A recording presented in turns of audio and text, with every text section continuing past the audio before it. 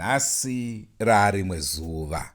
Kusangana kwatiri kuita mhuri yeZimbabwe ndofunga paya munotondera tichikupai kaisusu nhau yemhuri yaiti mwana wedu akunzi ngaafukunurwe. Pane vari kuti mwana haasi wedu, takaviga munhu asiri wedu. Naizvozvo taona zvakakodzera kuti tinge tichitaurawo zvakare namambo tinzwe kuti sezvo nhau iyo yakamboya matare make anotiwo kudini. Naizvozvo tina HEADMAN Chimhanda kuti vatipewo tsananguro yekuti zvakamira sei. Rangu zita ndinonzi Andrew Neshamba. Makadiko nhainzo? Ndinofara shumba, makadi zvenyu? Aiwa, ndiri kudzova ini. Aiwa, zvinokudzwa. Siyalibingelela mhuri yeZimbabwe, sihlangana njalo namhlanje kolunye uhlelo njalo sithe phela sinikeze i-update ukuthi kuhamba njani ngendaba liyana esake salinikeza yona amalanga adlulileyo emuli eyangcwaba umntwana. Kwasokubuye inye imuli sithi hayi umntwana lo elamngcwabayo asowenu, ngakho ke sicela limkhiphe engcwabeni lapho ngoba umntwana lo ngowethu. Namhlanje siyenelisa ukuthi sikhulume lo chief ukuthi sizwe ukuthi yena uthatha njani indaba leyi, njengoba kungiye phela oyabe etonga indaba zangikhona. Sizwe phela ukuthi yena uyithatha njani, uthi yena umntwana ngowangaphi, njalo uthi indaba yangikhona ixazululwe kanjani. Siyenelise ukuthi sikhulume lo HEADMAN Chimhanda lizezwa ukuthi yena uyithatha njani indaba yangikhona. Elami igama nginguThadiwa Shekhuthama, umandlovu wenu ospecial. Sikuvimbisa kakwa takaita pa nauya takapedzera kuburitsa iya ndeyekuti aiwa tichavaunza painterview vacho vari kuti mwana ndiwavo ndo vanedivira tisati tatorawo zvakare. Naizvozvo tichingovabata chete aiwaka munoona taakuuya navo vatichinzwawo kuti vanoti kudini. Zvanhasi aiwa tombonzwa kuna HEADMAN. Liqiniso lona lelo. Njenge-Drewmas Media sithembisa ukuthi siliphathela indaba eziyabe zithatha ama-side wonke, so asikakwanisi ukuthi sikhulume le muli leyi ethi yona umntwana ingcwaba alivulwe ngoba umntwana ngowabo. So ngakho-ke singayenelisa ukubathinta. Siyalithembisa ukubana saliphathela ukuthi sizwe ukuthi bona bathini, yibufakazi bani ababuphetheyo obutshengisa ukuthi umntwana ngowabo okwamaqini. Sengwazise mhuri yeZimbabwe, tinokurudzirai kusubscribe kuDrewmas Media. Drewmas Media, taking you to another level. Zita rangu ndinonzi Trust Kaimba, ndo zita rekuberekwa.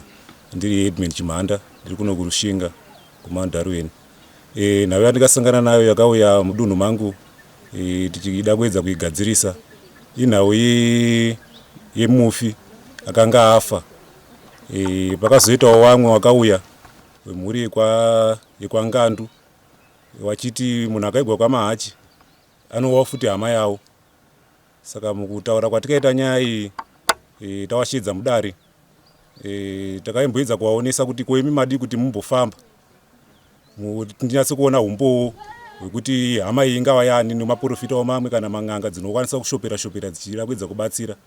So wakaramba wakati aiwa wekwamahachi isusu tiri kutoziva kuti hama yedu ndo chokwadi chatiri kuziva. Kana wakwangandu vari kuti iwo haisi vari kupikisa ndiwo ngavaone zvekuita. Saka mhuri yekwangandu ikazokumbira kuti aiwa changamete achikumbira kuti tifukure titore mabhonzo toenda kumaDNA. Kataenda kumaDNA ndokuchava nechokwadi chedu chekuti tizoziva kuti munhu uyu hama yani. Semaonero enyu imimi avanogona kutaura chokwadi ndevapa?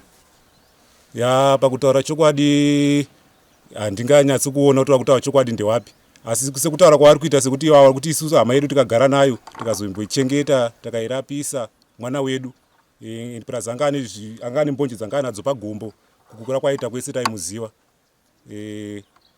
Achizovawo neumbowo hwawo wekuti isi takaiwa nemapicture.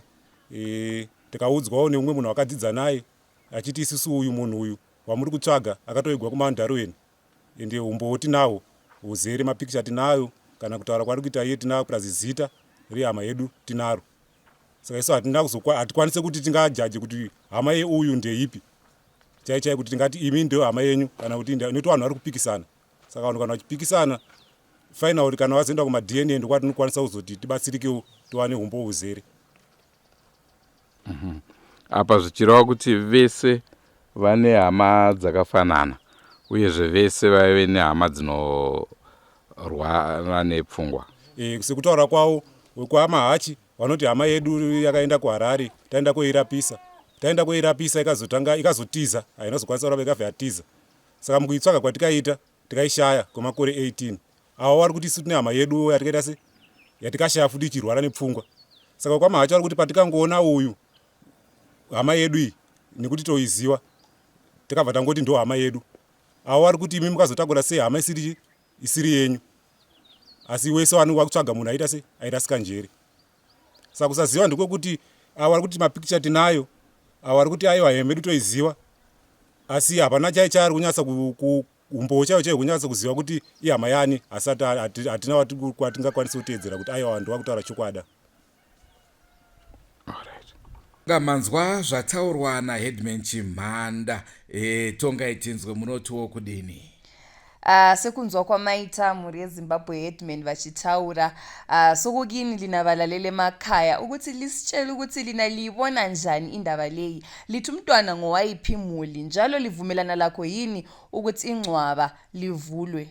Naizvozvo hongu chirongwa changa chiri chidiki asi taona chakakosha kuti tinge tichikupai zviri kuitika, tinge tichikuzivisai zviri kutora nzvimbo. Ichokwadi Shumba, chingava chiri chidiki hacho asi kana tatokwanisa kuti tiunzwewo kuti sabhuku vari kuti HEADMAN vari kuti chine zvazvo, ndofunga zvinobatsira zvikuru kuhlu kuti sive kwazi kuti abanikazi vendawo bona vaithatha njani indaba yakhona, vaizwisisa njani njalo vathini ngayo. Tazvinzwa Mukauru. Ndizvozvo Shumba. Semazuva ose tinokukurudzirai kusubscribe to our YouTube channel Drewmas Media. Hauna kuudzaka futi vanhu kuti paTikTok. Alright, tivaudzeka kuti tava neTikTok. Sesile TikTok valalele emakhaya ngakho-ke siyalikhuthaza ukubana lihambe liyefollowa lilike phela ama-videos ethu. Uyai kuDrewmas Media kuTikTok ikoko munotoona tavako. Takaona kuti vanhu vazhinji vari kutaimira kanyaya dzedu vachitanga iwo kukupai isisatakupai, naizvozvo hatisvikirwe tinosvika tega. Senguva dzese semataurwa zvaitwa musakanganwa kusubscribe kuDrewmas Media. Drewmas Media taking you to another level. Andrew Neshamba ndiro zita rangu. Tadiwa Kutama ndiro zita rangu. Makutotama. Takutotama. Ndinotenda. Takatoenda. Goodbye my friends. Goodbye my friends. Wakamboonana tichazoonana nerimwe zuva hama dzangu. Goodbye my friends.